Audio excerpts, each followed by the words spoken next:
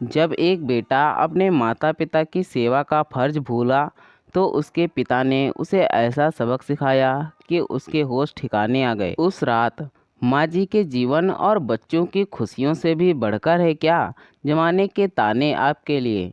देखिए, मैंने आज तक आपसे कुछ नहीं कहा। जैसे आपने तय किया वैसे ही मैं चली। मन हो या ना हो, आपकी हर बात में हामी भरी। आपने कहा हमारे यहाँ औरतें नौकरी नहीं करती, तो मैंने हंसते खेलते गृहस्थी संभाल ली। हमारे बच्चे हुए तो अपनी खुशियाँ भुला उन्हीं में व्यस्त हो गई। आखिर आपकी अर्धांगिनी हूँ। आपकी नज़रें किसी के आगे झुके ये मैं कभी बर्दाश्त नहीं कर सकती। इसलिए सुख हो या दुख, सदैव आपके कहे अनुसार आपके साथ चली। मगर आज परिस्थिति पर हमारा बस नहीं। माँ जी बीमार हैं, बाबूजी लाचार हैं। गांव में उनका इलाज करा पाना संभव नहीं था, सो हम खुशी खुशी उन्हें यहाँ ले आए। आज 2 बरस हो गए। आपकी कमाई, बाबूजी की पेंशन, सब की सब बच्चों की फीस, घर खर्च और माँ जी के इलाज में जा रही है।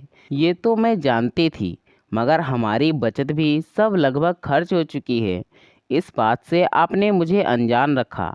अगर आज बाबूजी को मैं फ़ोन पर गांव की ज़मीन बेचने की बात करते हुए ना सुनती तो मुझे कभी पता ही नहीं चलता कि नौबत यहाँ तक पहुँच चुकी है। जब बच्चों की ज़रूरत के सामान के लिए आप पैसे देने से मना किया करते तो मुझे लगा कि परिवार की हालत को देखते हुए एक एक पैसे की बचत करना ज़रूरी है। शायद इसलिए आप मना करते हो।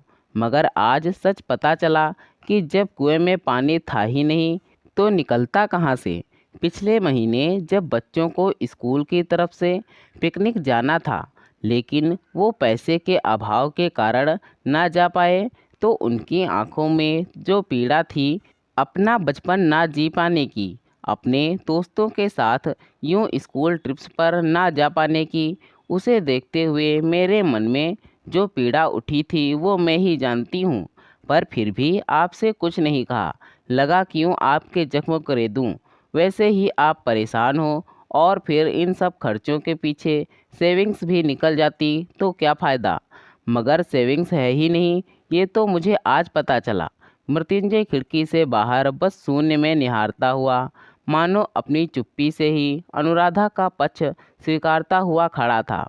कहता भी क्या, आखिर जो कुछ भी वो कह रही थी वो गलत भी तो नहीं था। यहीं अगर वो भी उसका कुछ हाथ बटा पाती तो शायद परिस्थितियां आज थोड़ी बेहतर होती।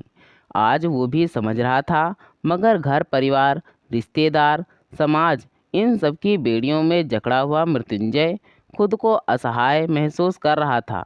हर वक्त तो उसे बस यही सिखाया गया था कि अगर घर की इज्जत घर से बाहर कदम रखेगी तो समाज क्या कहेगा, लोग क्या कहेंगे। सब तो यही ताना मारेंगे ना कि बीवी की कमाई पर जीता है, अपने घर के खर्चे पूरा करने में भी असमर्थ है, 4 लोगों को एक सुखी जीवन भी नहीं दे सकता, वगैरह वगैरह। इन मानसिकता से निकलना इतना भी आसान नहीं था जितना कि लगता है। ये कहानी है मृत्युंजय और अनुराधा की, जो शुरू होती है 10 बरस पहले। मृत्युंजय और अनुराधा की शादी को लगभग 10 बरस हो चुके थे। शादी के बाद कुछ समय तो वो गांव में रहे। फिर मृत्युंजय को मुंबई में नौकरी मिल गई और वहाँ एक छोटा सा आशियाना तलाशने के बाद वो अपने परिवार को भी अपने साथ लेता आया। उसकी एक बेटी राधिका और एक छोटा बेटा चेतन था। तब माँ जी बाबूजी ने उनके साथ आने से इनकार कर दिया था, क्योंकि वो लोग गांव के माहौल में रचे बसे थे। फिर वहाँ उनकी ज़मीन भी थी और इस उम्र में एक जगह जाकर नए सिरे से शुरुआत करना कम से कम उन्हें तो मुश्किल लगता था। फिर उनका दूसरा बेटा नज़दीक ही कानपुर में अफसर था, सो उन्होंने ये भी तर्क दिया कि वो तो आता जाता रहेगा ही, सो उन्हें फिक्र करने की ज़रूरत नहीं। मुंबई शहर में अपने उस छोटे से घर में एक सुखद ज़िंदगी गुजार रहे थे वो लोग। बड़ा शहर और वहाँ की महंगाई और कमाने वाला मृत्युंजय अकेला। घर का किराया, बच्चों की फीस, फल सब्जी, राशन पानी आदि। कुल मिलाकर बड़े शहर में रहने के कारण उसके खर्चे बहुत ज़्यादा थे। तब भी एक बार अनुराधा ने उसके सामने ये मुद्दा उठाया था, मगर उसने सीधे सीधे ही ना कह दिया था। ये क्या कह रही हो? घर वाले क्या कहेंगे कि मुंबई जाते ही इन लोगों ने अपनी मनमर्जी करना शुरू कर दिया।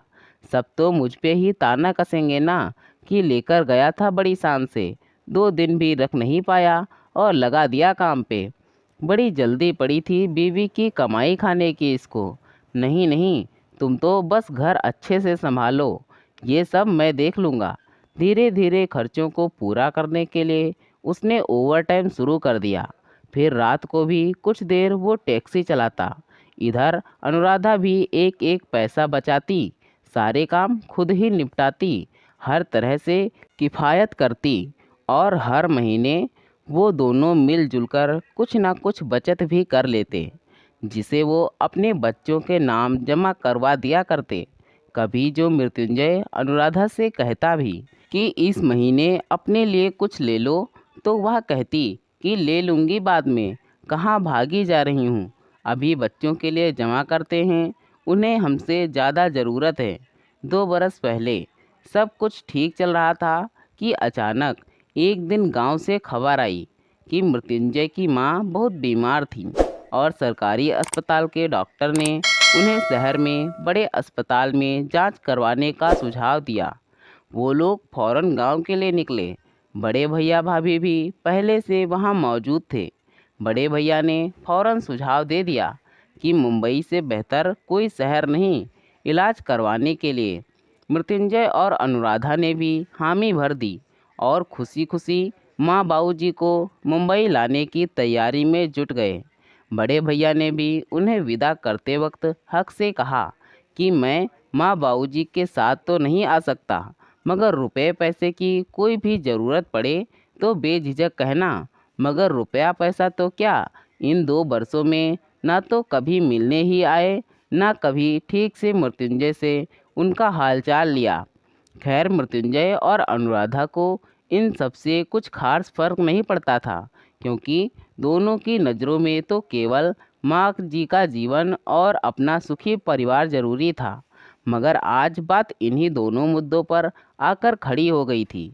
एक तरफ पैसों की तंगी की वजह से बच्चे छोटी छोटी ख्वाहिशों को तरस रहे थे, दूसरे माँ के इलाज में मुश्किल आने लगी थी।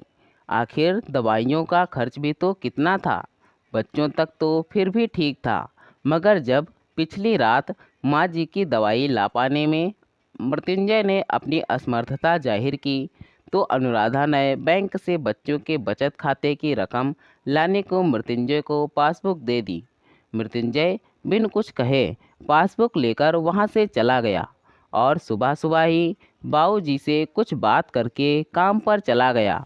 अनुराधा को लगा शायद दवाई पानी की ही बात होगी, मगर जब उसने बाबूजी से गांव की ज़मीन बेचने के बारे में किसी से फ़ोन पर बात करते सुना, तो उसके पैरों तले ज़मीन खिसक गई। तब उसने जाना कि क्यों मृत्युंजय कुछ दिनों से इतना परेशान था। सारा दिन खुद को ठगा सा महसूस करती रही वो, और रात को उसके आते ही उसने अपनी बात मृत्युंजय के सामने रख दी। उस रात, देखिए, मैंने इन 2 बरसों में जी तोड़ मेहनत कर माँ जी की सेवा की है। आपने भी पूरी कोशिश की हमारी हर ज़रूरत पूरा करने की, मगर फिर भी हमारे बीच इतनी दूरी है कि आप मुझसे अपनी मनोस्थिति ना कह सकें, ये जानकर मुझे बेहद अफसोस हुआ। आज तक हमने किसी के सामने हाथ नहीं फैलाए, पर आज बाबूजी जिस तरह फ़ोन पर नम आंखों से अनुरोध कर रहे थे उनकी ज़मीन जल्द से जल्द बिकवाने का, जिससे कि माँ जी के इलाज में रुकावट ना आए, इस बात ने मेरा दिल तोड़ कर रख दिया। भैया भाभी वहाँ कानपुर में आराम से जी रहे हैं। इतना बड़ा ओहदा, बंगला, नौकर चाकर, ऐसो आराम सब है, फिर भी माँ बाबूजी की सेवा करने का सारा जिम्मा हमारे माथे मढ़ बड़ी चतुराई से किनारे हो लिए। कभी पलटकर आपको फ़ोन तक नहीं किया। क्या वो उनके माँ बाप नहीं? ये क्या कह रही हो अनुराधा? क्या अब तुम भी माँ बाबूजी से चंद पैसों की खातिर मुख मोड़ लेना चाहती हो? मृत्युंजय फौरन बोला, मैंने ऐसा बिल्कुल नहीं कहा। मैं तो वैसे भी उन्हें कहीं जाने नहीं देने वाली। मैं तो बस केवल इतना कह रही हूँ कि ज़मीन क्यों बेचनी। आप ही फ़ोन कर उन्हें उनका फ़र्ज़ याद दिलाइए। उनके लिए तो इतना खर्चा मामूली बात है। मैं उनके आगे हाथ बिल्कुल नहीं फैलाऊंगा, चाहे जो हो जाए। मृत्युंजय बोला, उनसे आप मांगेंगे नहीं, मुझे काम करने देंगे नहीं, तो पैसे क्या पेड़ से तोड़ कर लाएंगे? अनुराधा गुस्से में पूछ बैठी। अब तक बाहर खड़े अनुराधा के ससुर जी, जो कि सब सुन रहे थे, अंदर आए। बहू, तुम सही कह रही हो। पैसे पेड़ पे तो नहीं उगते जो हम तोड़ लाएंगे। और ये भी एक सच्चाई है कि मेरी पेंशन और मृत्युंजय की कमाई मिलाकर भी अभी ठीक से घर नहीं चल पा रहा। मगर ये तो निश्चित है कि चाहे मर जाऊं, बड़े से भीख नहीं मांगूंगा। जिसे करना है अपनी इच्छा से करे। जोर ज़बरदस्ती किसी पर नहीं है हमारा जिम्मा उठाने की। इसलिए तो मैं अब गांव की ज़मीन साथ ही मकान भी बेच देना चाहता हूँ। वो अनुराधा से बोले। उन्हें देख सर ढकती हुई अनुराधा बोली, बाबूजी, यही तो मैं कब से कह रही हूँ इनसे कि किसी का एहसान नहीं लेना। ना लें, पर अगर मेरा नौकरी करना शोभा नहीं देता तो क्या आपके रहते हुए ही आपकी ज़मीन जायदाद बेचना शोभा देता है? मेरे नौकरी करने से दुनिया इन पर ताने कसेगी, तो क्या आपका घर बिकने के बाद वही दुनिया इनकी तारीफ़ के कसीदे पढ़ेगी? सही कह रही हो तुम बहू। दुनिया को देखते रहेंगे तो दुनिया तो हमारा तमाशा बना हंसती ही रहेगी। मदद करने में सब पीछे और ताने कसने में सब आगे। हमारी ही भूल होती है जो हम दुनियादारी निभाने को अपनों के सपने ही दबा देते हैं। ये कोई दुनियादारी नहीं, हमारी संकुचित मानसिकता है। और आज इससे बाहर आते हुए मैं तुम्हें इजाज़त देता हूँ नौकरी करने की, वो भी अपनी पसंद की। बाबूजी ने कहा, बेटा मृत्युंजय, शायद अब तक तुम भी मेरी तरह दुनिया के सब रंग देख चुके हो और समझ चुके हो।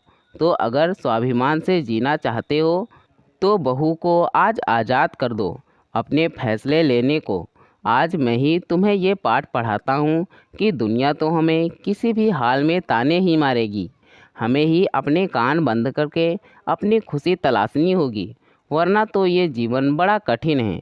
उन्होंने मृत्युंजय से कहा, अब माँ की दवाई का समय हो चला है। कहते हुए वो निकल गए। उनके जाने के बाद अनुराधा मृत्युंजय से ये कहकर कि आपका जो भी फैसला हो सुबह बता दीजिएगा, अपने काम में लग गई। वो रात बड़ी लंबी थी, मगर कहते हैं ना, हर रात की सुबह होती है। सो वो सुबह मृत्युंजय और अनुराधा के जीवन में एक नया सवेरा लाई। मृत्युंजय सुबह सुबह अनुराधा के लिए अखबार लाया और उसे देते हुए बोला, इसमें कई नौकरियों के इश्तेहार हैं, तुम देख लेना, फिर आवेदन भर देंगे। अनुराधा बहुत खुश थी मृत्युंजय का ये फैसला सुनकर, मगर उसने तो कुछ और ही सोच रखा था। आप ये लाए इसका धन्यवाद, मगर मेरे मन में कुछ और विचार हैं। नौकरी ढूंढने में तो कई दिन लग जाएंगे, फिर सारा दिन घर से बाहर रहूँगी तो माँ जी और बच्चों का ख्याल कैसे रखूँगी? उसने कहा, तो क्या तुमने इरादा बदल दिया? मृत्युंजय ने पूछा। नहीं, ऐसा मैंने कब कहा। देखिए, काम कोई भी छोटा या बड़ा नहीं होता, इसलिए मैंने ये सोचा कि मैं वो काम करूँगी जो एक तो मुझे आसानी से मिल जाए, जगह जगह धक्के ना खाने पड़े, दूसरे घर से ही हो जाए, जिससे कि मैं माँ जी और परिवार का भी ध्यान रख सकूं। अनुराधा ने कहा। मैं कुछ समझा नहीं, मृत्युंजय ने पूछा। तब अनुराधा बोली कि मैं सुबह यहाँ बगल की सोसाइटी में खाना पकाने का काम कर लूँगी। वैसे भी खाने का काम यहाँ सबको सुबह सुबह चाहिए होता है। फिर घर आकर दोपहर बाद छोटे बच्चों को ट्यूशन कराऊंगी। वैसे भी राधिका और चेतन के मार्क्स देखकर मुझसे आस पड़ोस के लोग कब से ट्यूशन क्लास शुरू करने को कह रहे हैं, अनुराधा ने बताया।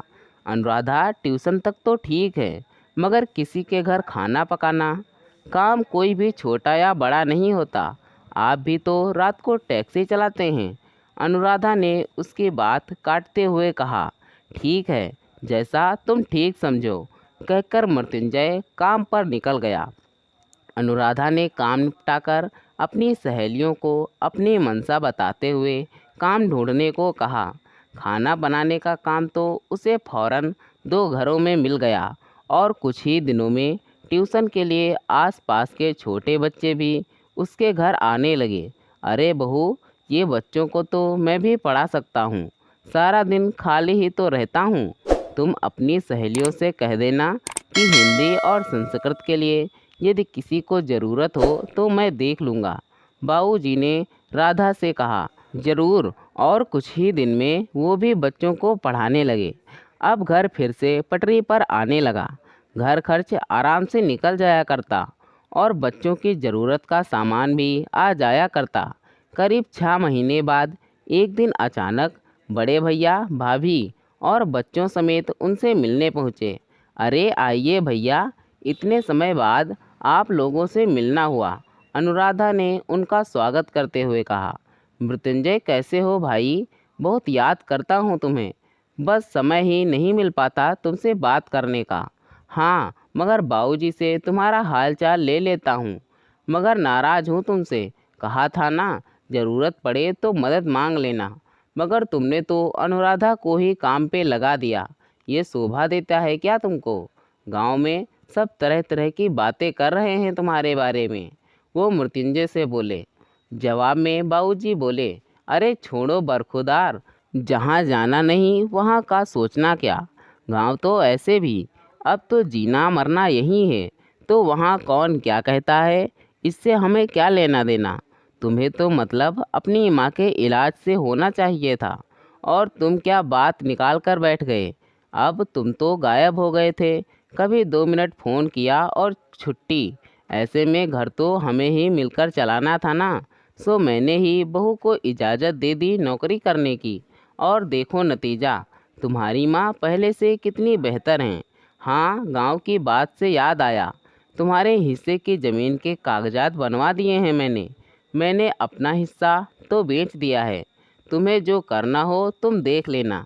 साथ ही वो घर तो मैंने बनवाया था, सो उसमें किसी का कोई हिस्सा नहीं, सो वो तो मैंने पहले ही बेच दिया। अच्छा बाबूजी, मुझे तो इस बारे में कुछ पता ही नहीं, अटकती आवाज़ में उन्होंने जवाब दिया। साथ ही मृत्युंजय और अनुराधा भी ये बात सुन अचंभित रह गए। अरे पता नहीं चला, तो पिछले हफ्ते काम के सिलसिले में गांव जाने के बाद तू अचानक यहाँ कैसे आ गया? बाबूजी ने भी व्यंग कस दिया।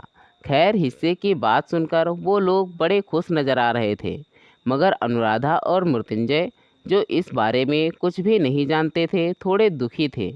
रात को दोनों बाबूजी के कमरे में जाकर बोले, बाबूजी, सब तो ठीक हो रहा था, फिर क्या ज़रूरत आन पड़ी सब बेचने की? हमें बताया भी नहीं आपने। अनुराधा तो बोल पड़ी, बाबूजी, अब ये लोग तो बंटवारे का दोषी हमें ही मानेंगे ना। अरे बहू, तुम कब से जमाने के ताने की फिक्र करने लगी? तुम्हें तो मैं बहुत बहादुर और समझदार समझता हूँ, बाबूजी ने जवाब दिया। कुछ दिन ठहर। जब वो लोग वापस जाने लगे तो बाबूजी ने कागजात लाकर उन्हें दिए। ठीक से देख लो और पढ़ लो, फिर कहीं कोई बात समझने के लिए इतनी दूर दोबारा ना आना पड़ जाए तुम लोगों को। जब उन्होंने कागजात देखे तो होश उड़ गए। ये क्या बाबूजी, ये तो सिर्फ छठे भाग की ज़मीन है। वो बोला, हाँ तो यही है तुम्हारा हिस्सा। देखो बेटा, उस ज़मीन का आधा हिस्सा ही तुम्हारे दादा का था, बाकी का आधा मैंने खुद खरीदा था, तो वो आधा तो मेरा हुआ। अब जो तुम्हारे दादा का हिस्सा था उसके 3 भाग पड़े, एक मेरा, एक मृत्युंजय का और एक तुम्हारा, तो ये वही भाग है। रही मेरे और मृत्युंजय के हिस्से की, तो वो मैंने ठेके पे दे दिया है, जिससे हमें हर वर्ष एक तय रकम मिल जाएगी। और रहा मेरा हिस्सा, तो तुमसे बताया था ना, मेरा हिस्सा और मेरा घर मैंने पहले ही बेच दिया है, और पैसे का जो करना था कर लिया। हाँ याद आया, 2 दिन और रुक जाओ, हमारे छोटे से मकान का गृह प्रवेश है। अब इतनी दूर आए हो तो पूजा में सम्मिलित होकर ही जाना। अब जब हमें सारी उम्र यहीं रहना है तो किराए के मकान में कब तक रहेंगे। सो मैंने पास ही अपना फ्लैट ले लिया। मुंह बनाकर जैसे तैसे वो लोग 2 दिन वहाँ रुके। गृह प्रवेश भी आधे मन से अटेंड किया। बाबूजी, तो वो रकम जो आएगी खेती की, उसे किसे लेना है? आप बता दें तो मैं देख लूँगा। निकलते वक्त वो बोला, उसकी चिंता तुम ना करो, वो रकम सीधे राधिका और चेतन के अकाउंट में जाएगी। अब हम पर खर्च करते करते बच्चों के लिए कुछ बचता ही नहीं। सो उनका खर्च भी तो निकालना पड़ेगा ना। बाबूजी ने दो टूक जवाब दिया। वाह देवरानी जी, क्या फिरकी घुमाई आपने तो। मान गए। अनुराधा की भाभी व्यंग कसते हुए बोली। ऐसा कुछ भी नहीं भाभी। हाँ, ये है ही बहुत चालाक। बाबूजी अनुराधा की बात काटते हुए बोले। बंटवारे का ठीकरा तो अनुराधा और मृत्युंजय के सर फूटा, मगर बाबूजी संतुष्ट थे और उन्हें समझा रहे थे कि उनके ताने को छोड़ो और अपने घर चलने की तैयारी करो। मगर बाबूजी क्यों? उन्होंने पूछा। नहीं करता तो सब कुछ हाथ से चला जाता। एक अफसर नज़र गड़ाए बैठा था मेरी ज़मीन पर। बाबूजी बोले। फिर भी सब बेच भी दिया था तो अपने पास रखते क्यों? सब खर्च कर दिया। दोनों ने एक स्वर में पूछा। अब हिस्सा तो करना था। जीते जी कर दिया। जो जितने का अधिकारी था उसे वो दे दिया। फिर परिवार को जिस चीज़ की ज़रूरत हो उसको खरीदने की खर्च नहीं कहते। चलो, अब ट्यूशन के बच्चे आते होंगे, जल्दी से चाय पीकर फ्री हो जाया जाए। कहते हुए बाबूजी राधिका और चेतन के साथ मस्ती करने लगे। दोस्तों, कई परिवारों में ऐसा देखा गया है कि बड़ों की सेवा की बारी आती है तो सब हाथ छुड़ाकर भागते हैं, और हिस्सा लेने की बारी आती है तो सबसे पहले आकर लाइन लगाते हैं। कई परिवार आज भी यही धारणा है कि बहू की कमाई थोड़ी खाई जाती है। आखिर बहू कमाएगी तो जमाना क्या कहेगा। कैसी भी परिस्थिति हो, चाहे जेवर क्यों ना बिक जाए, पर बहू काम करेगी ना बाबा ना। ऐसे में बाबूजी के ये फैसले आपको कैसे लगे, बताएगा ज़रूर। तो दोस्तों, यह थी हमारी आज की कहानी। अगर यह कहानी आपको पसंद आई है तो कृपया इसे लाइक करें और कहानी पर अपनी राय देने के लिए इसमें कमेंट करें। दोस्तों, ऐसी ही और कहानियाँ सुनने के लिए, या फिर आप हमारे चैनल पर नए हैं तो कृपया हमारे चैनल को सब्सक्राइब करें और बेल नोटिफिकेशन को ऑन करना ना भूलें, जिससे हमारी कहानियाँ आप तक पहुँचती रहें। धन्यवाद दोस्तों। Thanks for watching this video.